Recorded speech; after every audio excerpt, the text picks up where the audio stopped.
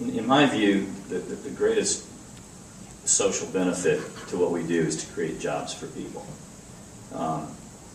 And I know with absolute certainty that more people are able to feed their families through our efforts than if we just decided to just put our money in CDs.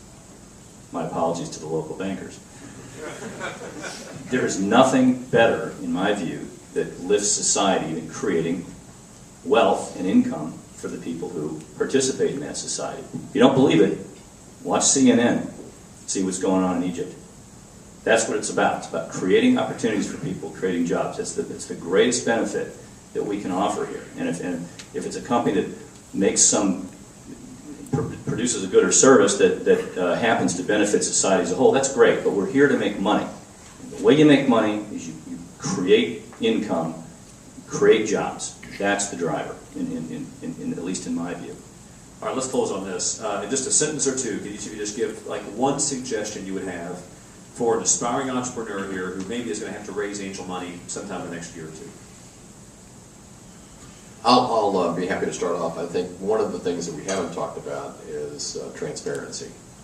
And I think that when an entrepreneur comes looking for an investment in their company, they need to be completely transparent about all of the facts related to the business, the risk of the business, and of themselves and the management team individually. When I'm investing individually, I will typically do a criminal background check on the key players in the business, and will tell the entrepreneur that. And I had a case recently where they knew it, I was going to do it, and they didn't disclose something, and it completely foiled the deal. Good.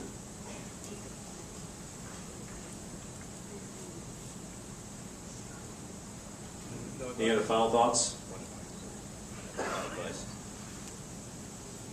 Perseverance. I think more than anything, it's not easy raising money.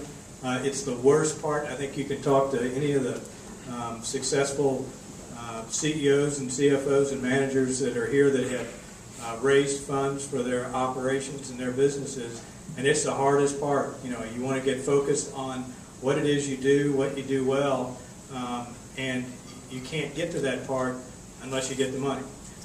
So the transparency, the ability to focus on market conditions. What's my company worth? The market dictates that. That's not necessarily us. It is much broader than certainly the 4 or 5 of us that are doing this on a regular basis. And then it's just keep knocking on every door you can. I agree with all those comments. They're all great comments. The entrepreneur needs to recognize the current market realities. The market you're raising money in today is not yesterday's market. Sorry, it just isn't. The market you're investing in today is not tomorrow's market. Sorry, your projections probably aren't going to ring true. They never do. Never do. At least in the 30-some-odd companies I've invested in, they never have. So recognize the reality of the current conditions in the market that you're trying to raise money in, and you'll get a much more responsive audience from the capitalists or the investors that you're addressing. And just to close here, I think that transparency is just imperative. If you find something wrong and you're going to just say, no, thank you. And I think understanding the market realities are very important. I think that being realistic and focused, pragmatic is critical as well. I think that part of what I would just say is be really knowledgeable before you start on the adventure. Be really knowledgeable about who you're going to face and what we might ask. Be really knowledgeable about what your business opportunity is, because there are 2 things we're going to be evaluating. What is the quality of your idea? What's the quality of you? And are you collectively going to be able to withstand the questioning and the ideas and all the kinds of things that we might be addressing? So just my counsel, be prepared. If I could close on one more note, I have worked with companies for 10 years in this market raising money. They've in aggregate raised about $120 million from the folks you see up here and others that are in the room and elsewhere. And I would just add that you've got to get great advice. And at first, everyone will have an idea for you. Everyone will give you a thought, and they'll encourage you to value your company here and do this and do that. I've seen deal after deal blow up because the entrepreneur has someone giving them some advice that just isn't good. Oftentimes it's from outside this market. Greg talked about that quite a bit in his remarks. There's one deal that's a pretty recent deal that, an outside of this market attorney just got in there and really created some problems for this entrepreneur.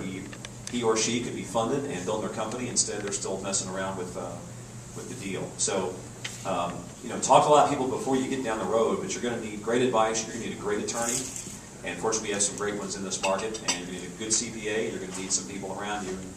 Don't chintz on those people.